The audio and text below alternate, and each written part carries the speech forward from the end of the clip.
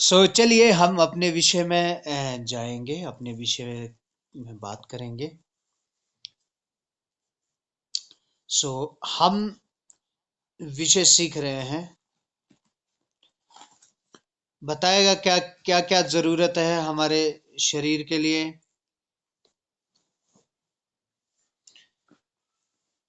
कोई एक जन बोलो।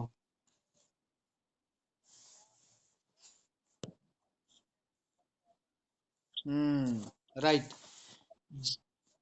जी, वेरी गुड भैया। बहुत अच्छा बोला है।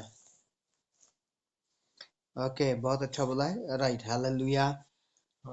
इसमें से हम पांच चीजें सीख चुके। छठी चीज हम कल सीख रहे थे, प्राण वायु।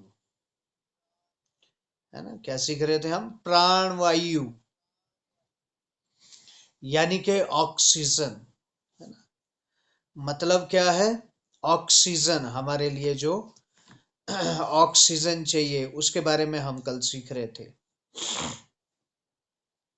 तो ऑक्सीजन क्या है? हमारे बीच में कौन बोलेगा? मैं खुद पूछता हूँ। अच्छा, सुमित्रा दीदी, ऑक्सीजन क्या है?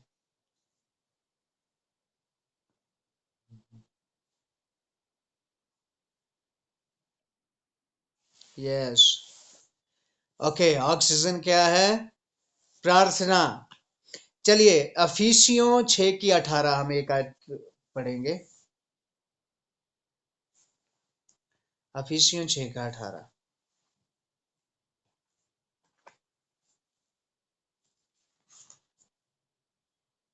कोई एक जन पढ़ते हैं।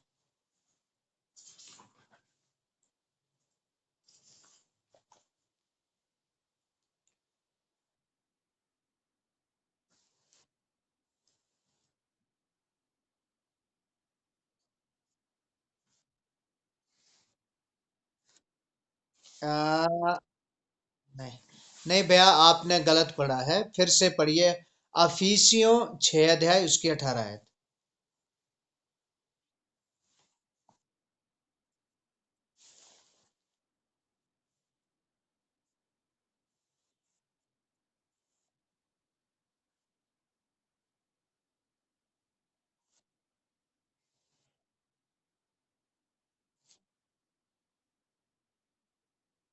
हाँ, और हर समय और हर प्रकार से आत्मा में प्रार्थना और विनती करते रहो। राइट, विनती करते रहो और इसीलिए जागते रहो कि सब पवित्र लोगों के लिए लगातार विनती किया करो। लगातार क्या किया करो? विनती किया करो, लगातार प्रार्थना किया करो। और क्योंकि ये जो प्रार्थना है, ये क्या है? ऑक्सीजन। हम कल सीख रहे थे, ऑक्सीजन के बिना हम जीवित नहीं रह सकते, थोड़े समय भी हम जीवित नहीं रह सकते। इसीलिए प्रार्थना हमारे जीवन में आवश्यक है। हमने एस्तर के बारे में कल पढ़ा था, है ना, एस्तर के बारे में कल पढ़ा था। उसने प्रार्थना किया और प्रार्थना के द्वारा वह पूरा देश बदल गया। राजा क्षयर्ष के जीवन में कार्य हुआ। राइट, राजा क्षयर्ष के जीवन में कार्य हुआ और उसके द्वारा क्या हो गया? एक कार्य कैसे हुआ ये? एस्थर और अपनी जो सहेलियों को, सब लोगों को उसने इकट्ठा किया और प्रार्थना किया। पौलुस और सिलास के बारे में मैंने सिखाया। पौलुस और सिलास को कहाँ डाला था? जेल के अंदर। लेकिन जैसे ही उन्होंने जेल में घुटने टेक कर प्रार्थना करना शुरू किया, और जो कलीसिया थी, उनकी कलीसिया उनके लिए प्रार्थना कर रही है। और मालूम कैसे प्रार्थना कर रही है? प्रेरितों के काम में लिखा, लौ लगाकर प्रार्थना कर रही है। लौ लगाकर मतलब क्या है? एक मन होकर प्रार्थना कर रहे हैं, है ना। और प्रार्थना के द्वारा क्या हो गया? जेल की न्यू हिल की, जेल की नींव तक हिल गई और सब के सब वहां से आजाद हो गए। और इसीलिए प्रभु के लोगों, आप लोग, हम लोग जिस एरिया में रहते हैं, जिस जगह में रहते हैं, जिस भी गांव में, शहरों में, जहां भी रहते हैं, वहां पर यदि कार्य होना है ना, तो कार्य होने के लिए क्या करना पड़ेगा? घुटने पे आना पड़ेगा। मैं फिर से कहता हूं, प्रार्थना के बिना हमारा मसीह जीवन जीवित नहीं रह सकता। यदि हमारे मसीह जीवन के लिए प्रार्थना की ऑक्सीजन नहीं मिलती है, तो हमारा मसीह जीवन जीवित नहीं रहेगा। ऐसे तो हम जिंदा होएंगे, कलीसिया में जा रहे होंगे और भजन गा रहे होंगे, सब कुछ कर रहे होंगे हम, लेकिन असल से अंदर से क्या होंगे? मरे हुए। इसलिए यहां क्या लिखा? जागते रहो, जाग जाओ, सोए मत रहो। है ना? हम अंदर से क्या हो जाते हैं फिर? सो जाते हैं। लेकिन प्रार्थना एक ऐसा साधन है जिसके द्वारा कि हम आत्मिक जीवन में जागृत रहते हैं और सामर्थ्य रहते हैं। प्रार्थनाओं के द्वारा हमारे आत्मा को शक्ति मिलती रहती है, हमें ताकत मिलती रहती है, आत्मिक सामर्थ्य हमें मिलती रहती है, और प्रार्थना के द्वारा हर समय हमारा संबंध परमेश्वर से बना रहता है ना? प्रार्थना के द्वारा हमारा संबंध हर समय किसके साथ बना रहता है? परमेश्वर के साथ बना रहता है, क्योंकि वचन में लिखा है, धर्मी जन की प्रार्थनाओं की ओर, धर्मी जन की प्रार्थनाओं की ओर यीशु मसीह अपने कान को लगाए हुए हैं। तो जब आप प्रार्थना करते हैं तो कौन सुनता है? परमेश्वर। जब हम प्रार्थना करते हैं तो उसको कौन सुनता है? परमेश्वर। और जब परमेश्वर प्रार्थना को सुनता है तो उसका उत्तर आता है। उत्तर आता है तो हमारे जीवन में अद्भुत काम होते रहते हैं। प्रार्थना नहीं करते, कोई सुनता ही नहीं है, कोई अद्भुत काम नहीं होता है। राइट? अभी एक आयत हम और पढ़ेंगे, कलूसियों 4 अध्याय निकालो मेरे साथ। कलूसियों 4 अध्याय, सुभाष भैया पढ़ेंगे, कलूसियों 4 अध्याय, उसकी 2 आयत से लेकर 4 आयत तक।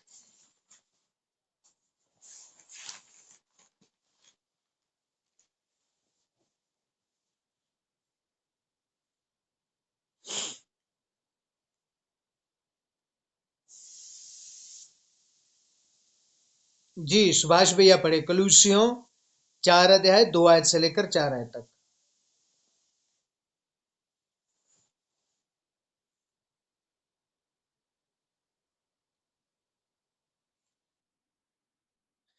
हाँ, हाँ, अफिसियों, फिलिपियों, करूंथियों से आगे हैं।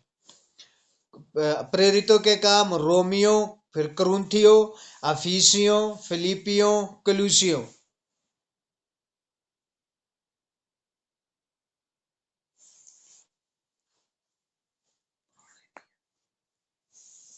अभी आपने अफिसियों तो पढ़ा था, अफिसियों के बाद है,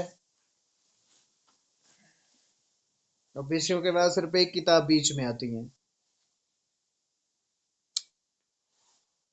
ओके, चलिए कोई नहीं, आपको थोड़ा समय लगेगा तो मेरे वाइफ पढ़ दे।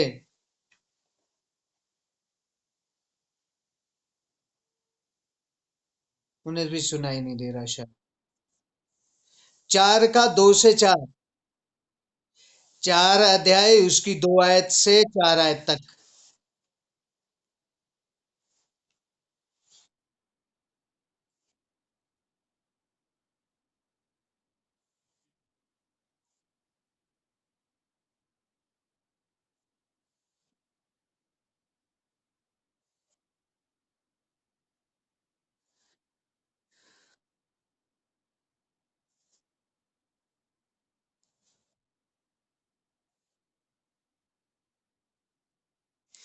हाँ।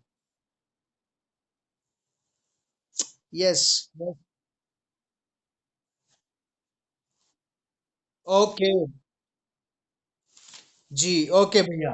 Okay, thank you, thank you. Okay, यहाँ क्या लिखा है? प्रार्थना में लगे रहो और धन्यवाद के साथ उसमें जागृत रहो। है ना? प्रार्थना में लगे रहो और धन्यवाद के साथ उसमें जागृत रहो। और क्या लिखा है? और उसके साथ ही साथ हमारे लिए भी प्रार्थना करते रहो कि परमेश्वर, क्या कहते हैं, हमारे लिए भी प्रार्थना करते रहो कि परमेश्वर हमारे लिए वचन, सॉरी, हमारे लिए वचन सुनाने का ऐसा द्वार खोल दे कि हम मसीह के उस भेद का वर्णन कर सके जिसके कारण मैं कैद में हूं। हालेलुया। अभी देखिए यहां पर प्रार्थना से होता क्या है? हम्म? प्रार्थना से क्या होता है? यहां क्या लिखा हुआ है? हमारे लिए प्रार्थना करो ताकि मैं मसीह के उन भेदों को खोल सकूं। प्रभु के लोगों, प्रार्थनाओं के द्वारा परमेश्वर क्या खोलता है? भेद। प्रार्थना के द्वारा परमेश्वर क्या खोलता है? भेद। कई बार हम सोचते हैं हमें अन्य भाषा में प्रार्थना करना है, अन्य भाषा में प्रार्थना करना है। तो अन्य भाषा में प्रार्थना कैसे होगी? जब प्रार्थना करने बैठेंगे ना तभी तो होएगी। जब प्रार्थना करने ही नहीं बैठेंगे तो अन्य भाषा में प्रार्थना कैसे हो जाएगी? हालेलुया। समझ आ रहा है कि नहीं आ रहा है? जब हम इस प्रार्थना में ही विश्वास योग्य नहीं है, जब हम इस प्रार्थना के लिए ही समय नहीं दे पाते, तो क्या हम अन्य भाषा के लिए समय दे देंगे? है? यहां क्या लिखा है? प्रार्थना करो। क्या करो? प्रार्थना करो कि परमेश्वर अपने भेदों को हम पर खोले। अच्छा, कितने लोग चाहते हैं कि परमेश्वर मुझे भेद बताएं? हाथ उठा के बताइए। कितने लोग चाहते हैं? हाथ उठा खड़ा करें कि कितने लोग चाहते हैं, हाँ, भेद भेद बताए परमेश्वर। अच्छा, तो यदि भेद पाना चाहते हैं तो क्या करना पड़ेगा? प्रार्थना। क्योंकि परमेश्वर भेद किनको देगा मालूम है? प्रार्थना करने वाले को। परमेश्वर भेद किनको देगा? प्रार्थना करने वाले को। और क्या लिखा है? 4 आयत, और उसे ऐसा प्रकट करूं जैसा मुझे करना उचित है। इसीलिए प्रभु के लोगों, हमारे आत्मिक जीवन के लिए जो ऑक्सीजन, जो प्राणवायु क्या है? वो है प्रार्थना। वो क्या है? प्रार्थना। क्योंकि वचन क्या कहता है? हर समय निरंतर प्रार्थना में लगे रहो। क्या कहता है? निरंतर प्रार्थना में लगे रहो। क्योंकि प्रार्थना के बिना हमारा आत्मिक जीवन या आत्मिक उन्नति पाना संभव नहीं है। प्रार्थना के बिना आत्मिक उन्नति पाना संभव नहीं है।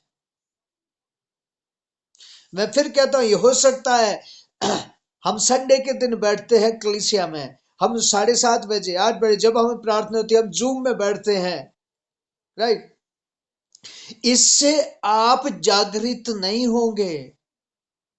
सीखेंगे जरूर, ज्ञान जरूर मिलेगा, लेकिन जागृत नहीं होंगे। आपको ऑक्सीजन नहीं मिलेगा। लेकिन आपकी उन्नति मालूम कहां है? आपकी प्रार्थना में। हमारी उन्नति आत्मिक जीवन की उन्नति मालूम कहाँ है? हमारी प्रार्थना में एक आयत और पढ़िए, पहला थिस्सलुनीकियों 5 अध्याय और उसकी 17 आयत।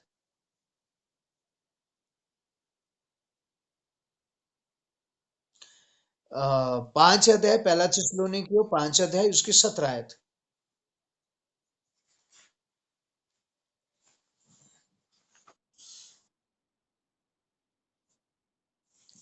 हाँ, बस क्या लिखा है?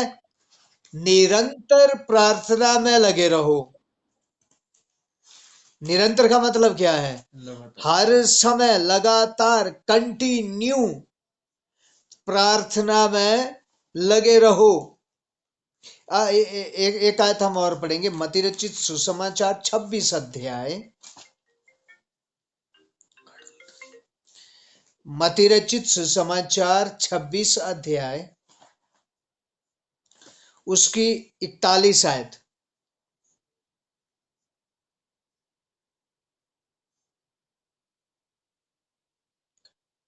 मत्ती 26 का 41, 41।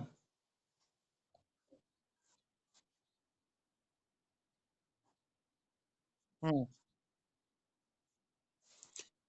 अब देखिए, अब और प्रार्थना करना आवश्यक क्यों है? देखिए, जागते रहो और प्रार्थना करते रहो कि तुम परीक्षा में ना पड़ो। जितनी जगह भी हमने प्रार्थना के बारे में पढ़ा है ना, उतनी जगह में क्या लिखा हुआ है? जागते रहो। लिखा है ना? क्या लिखा है? उतनी जगह में क्या लिखा हुआ है? जागते रहो और प्रार्थना करते रहो। यानी कि क्या है? अब हम सोचेंगे जागते रहो कैसे? क्योंकि प्रार्थना के बिना हमारी आत्मा सो जाती है। प्रार्थना के बिना क्या हो जाता है? हमारी आत्मा सो जाती है। और जब हमारी आत्मा सो जाती है, याद रखना उसके लक्षण क्या है? आत्मा सो जाने के लक्षण क्या है?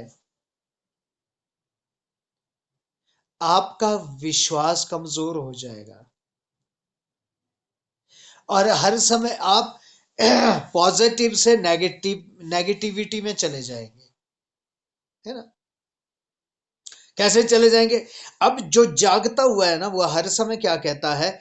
कलुसियों में पौलुस कह रहा है, कलुसियों 4 की 13 आयत में पौलुस कह रहा है, जो मुझे सामर्थ्य देता है उसमें मैं सब कुछ कर सकता हूं। कौन कह रहा है?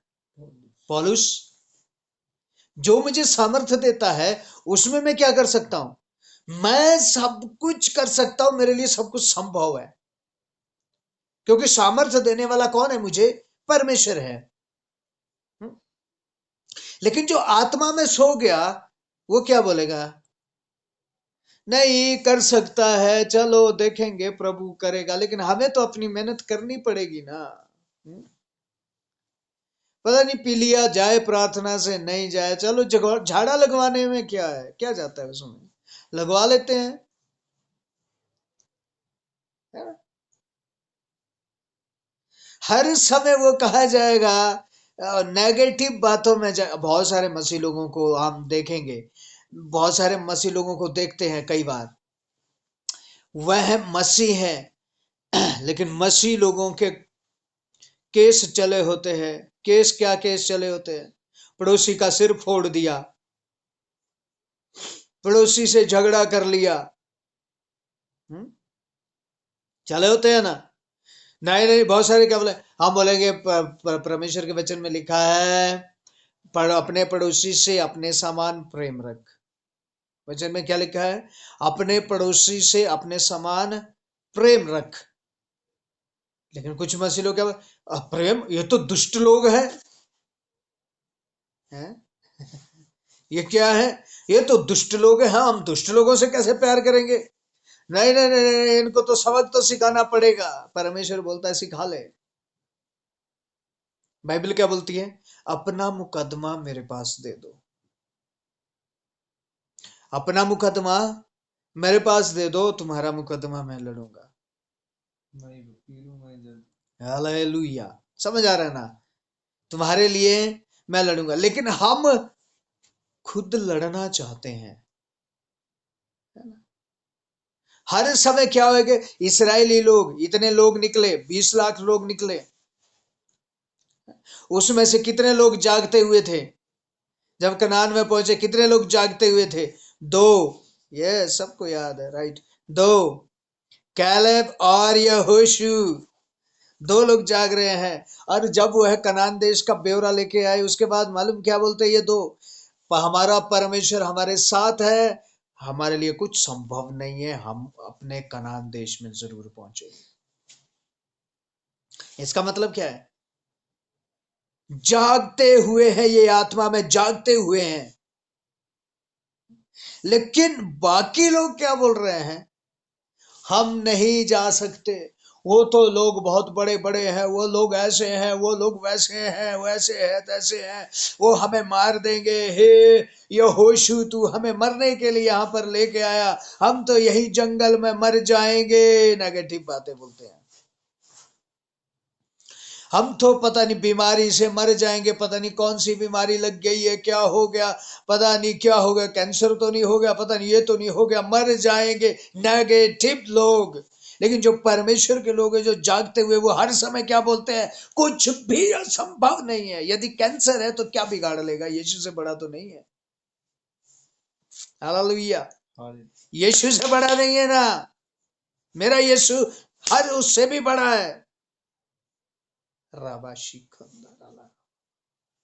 हालेलुया। ये कौन है? जागते हुए लोग, जो कि आत्मा में इसीलिए हम बार बार लिखा है, जागते रहो और प्रार्थना करते रहो, सो मत जाना भाई।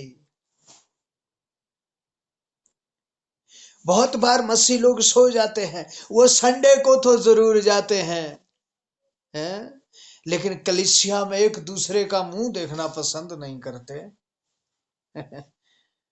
बाहर वालों से तो कहां प्रेम करेंगे, लेकिन जो एक खानदान है, एक परिवार है, उससे प्रेम नहीं करते। हम्म। मैं कई बार पहले भी बता चुका, यदि कलीसिया में ये आएगा तो फिर मैं नहीं आऊंगा, यदि कलीसिया में ये आएगा तो मैं नहीं आऊंगा। वो कौन सी संतान है भाई? वो कौन से विश्वासी है? हाँ? परमेश्वर का तो आत्मा ही मेल का वो मेल कर लेता है, वो शत्रु से भी मेल कर लेता है। हाँ? क्या कर लेता है? शत्रु से भी मेल कर लेता है।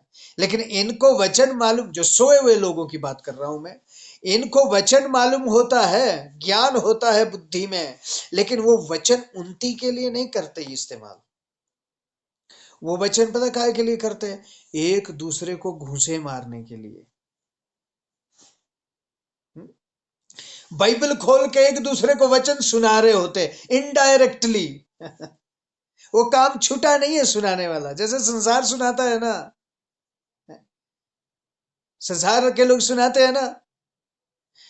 मान लीजिए मेरे मेरे साथ किसी ने बुरा किया, ठीक है, ओके, मैं लड़ नहीं सका, कुछ नहीं कर पाया, लेकिन उनके घर में कुछ बुरा हुआ। अब मैं जाते आते जाते क्या बोलूंगा? ऐसा ही होता है जब दूसरे के साथ बुरा करते हैं ना, ऐसा ही होता है। अब हम मसीह लोगों ने क्या कर दिया हुआ है? वचन से सुनाते हैं, शास्त्रार्थ, है ना? हालेलुया। इसका मतलब क्या है? प्रभु के लोगों, वचन कहता है जागते रहो और प्रार्थना करते रहो। याद रखे, जब यीशु लेने आएगा तो यीशु उनको लेके जाएगा जो जागते होंगे। समझ आ रहा है?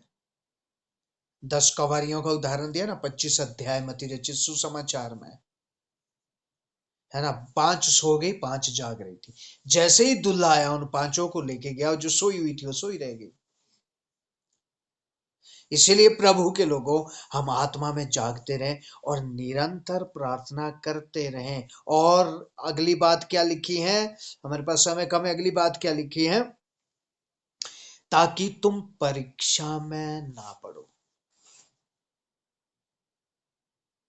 प्रार्थना करने वाला परीक्षा में नहीं पड़ेगा। अब ये परीक्षा भी मैं बता देता हूं, ये कौन सी परीक्षा है? शरीर की लालसाओं की परीक्षा। कई बार हम अपने गलत निर्णय से परीक्षा में पड़ जाते हैं, है ना। कई बार हम अपनी बातों से परीक्षा में पड़ जाते हैं। लेकिन यदि आप जागते हुए हैं ना, अभी सुनिए, मेरी बात सुनिए, देखिए, आप बेड पे सोए हैं ना, बेड पे लेटे हुए हैं, लेटे हुए, यदि आप जाग रहे हैं ना, आपने करवट ले लिया, यदि आप जाग रहे हैं तो आपको पता लगेगा कि ओ हो मैं गिर रहा हूं, है ना। आप एकदम से सीधे हो जाएंगे, गिरेंगे नहीं। समझ आ रहा है? यदि आप जाग, लेकिन यदि आपको नींद आई हुई है, आपने करवट ले लिया, तो पता कब चलेगा गिरने का? जब बेड से गिर जाएंगे, नीचे गिर जाएंगे, उसके बाद पता चलेगा, नींद खुलेगी, ओहो मैं तो गिर गया, है ना। जागता हुआ आदमी गिरेगा, जागता हुआ देखता रहेगा, ओ मैं ज्यादा बेड की साइड में आ गया, थोड़ा मैं इधर को लूं कहीं गिर ना जाऊं। लेकिन सोया हुआ देख सकता है ऐसा? नहीं देख सकता ना, है। जागता हुआ देख सकता है। हालेलुया। इसलिए प्रभु के लोगों, जो जागता हुआ होगा ना, वो परीक्षा में नहीं पड़ेगा, परमेश्वर उसको दिखा देगा। लाइट है ना, पहला पहला क्या था, पढ़ा था मैं, शरीर के लिए क्या जरूरत है? लाइट, ज्योति है ना, परमेश्वर की ज्योति चमकी ना, वो दिखा देगा कि यहां हम गिर सकते हैं। इसीलिए जागते रहो और प्रार्थना करते रहो, ताकि परीक्षा में ना पड़ो। ताकि काहे में ना पड़ो? परीक्षा में ना पड़ो। इसलिए प्रभु के लोगों, प्रार्थना करते रहें। यही मसीह जीवन की ऑक्सीजन है। जिस दिन प्रार्थना रुक गया, उस दिन आपके मसीहत का गला घुट जाएगा, उस दिन मसीहत खत्म हो जाएगी। जब तक आप प्रार्थना करते रहेंगे, तब तक आप आत्मा में जिंदा रहेंगे और ताकतवर रहेंगे। ताकत आ जाएगी आपके पास, शक्तिशाली रहेंगे। शैतान से कहेंगे यीशु के नाम से जा, क्योंकि बहुत सारे मसीह लोग शैतान से बड़ा डरते हैं। देखना कहीं शैतान आ जाए भाई, उसका नाम मत लो, वो आ जाएगा, वो इधर जाएंगे, पता नहीं इधर हम डर जाएंगे, इधर से क्या हमें फंस जाएगा। और लेकिन जो जागा हुआ बोलेंगे, बोला तू साइड हो जा, यहाँ मैं जिंदा बैठा हूँ, यहाँ जागता हुआ बैठा हूँ, तू मेरा कुछ नहीं बिगाड़ सकता, निकल जाए यीशु के नाम से। आमेन। और जागते हुए लोगों से वो डरता है। ओके, प्रभु का धन्यवाद। हमारा समय खत्म हो गया, आइए हम प्रार्थना करेंगे।